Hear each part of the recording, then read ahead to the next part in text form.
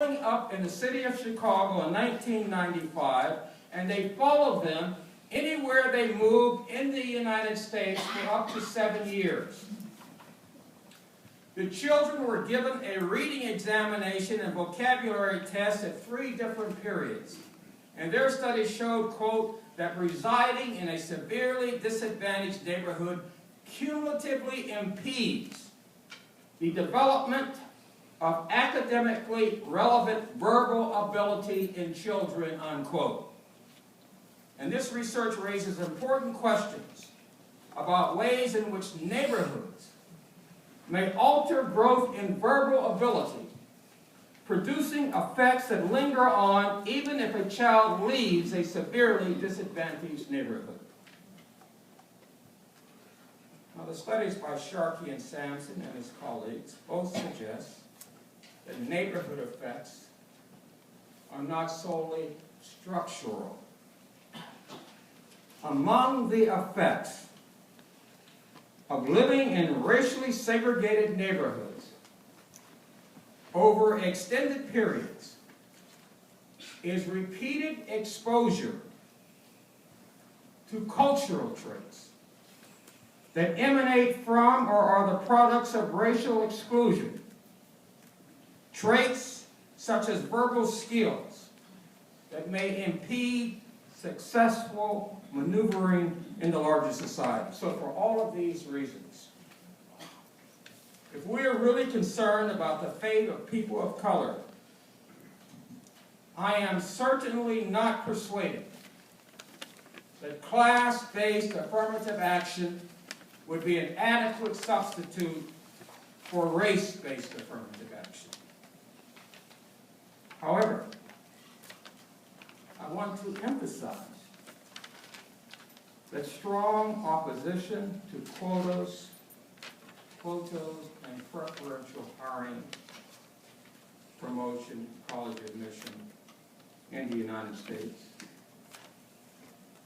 should not lead us to overlook the fact that there are some affirmative action policies that are supported by wide segments of the population, including the white population, regardless of racial attitudes. As my colleague at Harvard, Lawrence Bogle, has pointed out, the view that white opposition to affirmative action is monolithic is distorted. Quote, affirmative action policies span a range of policy goals and strategies. Some formulations, for example, race-targeted scholarships or special job outreach and training efforts, can be quite popular, unquote. For example, studies reveal that although they oppose the, quote, preferential, unquote, racial policies associated with quotas or job hiring and promotion strategies designed to achieve equal outcomes, most white Americans approve of, quote, opportunity enhancing, unquote, affirmative action. Opportunity enhancing affirmative action draws widespread support. Opportunity enhancing affirmative action policies such as race-targeted programs for job training and education. In the 1990 General Social Survey, 68% of all whites favored spending more money on schools in black neighborhoods, especially for early education programs. And 70% of all whites favored granting college scholarships to black children who maintain good grades. 70% of the white population favored that. In the large 1999 survey of households in the Boston metropolitan area, Barry Bluestone and Mary Huff Stevenson found that whereas only 18% of the white male and 13% of the white female respondents favored or strongly favored job preferences for blacks, 59% of white males and 70% of white females favored or strongly favored special job training and education for blacks. Finally, in another survey, the political scientist Carol Swan found that a majority of respondents, black and white alike, felt that consideration should be given in college admission to obstacles or hardships that a student had to overcome. In other words, colleges ought to evaluate a student's potential, at least in part, on the basis of his or her successful navigation of difficult circumstances in, say, high-risk environments.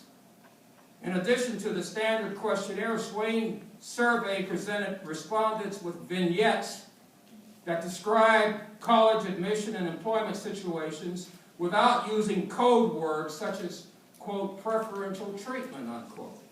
And though responses to the standard questionnaire revealed a clear rejection of the idea that racial preferences should guide admissions decisions, in their responses to the vignettes, these respondents seem to be asking university admissions officers to take into consideration factors other than the conventional academic criteria. Swain concludes that, and I quote, "The majority of Americans, both white and black alike, are not enthusiastic about racial preference programs, but can agree on some affirmative action-related issues once we move beyond the racially inflammatory code words found too often in existing surveys." As the sociologist Jerome Karabel reminds us, while it is true that Americans worry about quotas and about, quote, unqualified, unquote, people being hired, promoted, and admitted to colleges and universities, they also recognize, quote, that the playing field is not level and that programs are needed to ensure equal opportunities for minorities and women, unquote. In this connection, a NBC Wall Street Journal national poll conducted in 2010 revealed that 63% of the respondents agreed with the following statement: affirmative action programs are still needed to counteract the effects of discrimination against minorities and are a good idea as long as there are no rigid quotas, unquote. Accordingly, programs that enable people of color to take advantage of opportunities are less likely to be perceived as challenging the values of individualism and the work ethic. The implications for political framing are obvious. Opportunity-enhancing programs are supported because they reinforce the belief that the allocation of jobs and economic rewards should be based on individual effort, training, and talent. Now, implicit in this argument is the view that the remedy does not have to consist of numerical guidelines and quotas. The remedy can be a different set of evaluative criteria. New, more flexible, yet merit-based criteria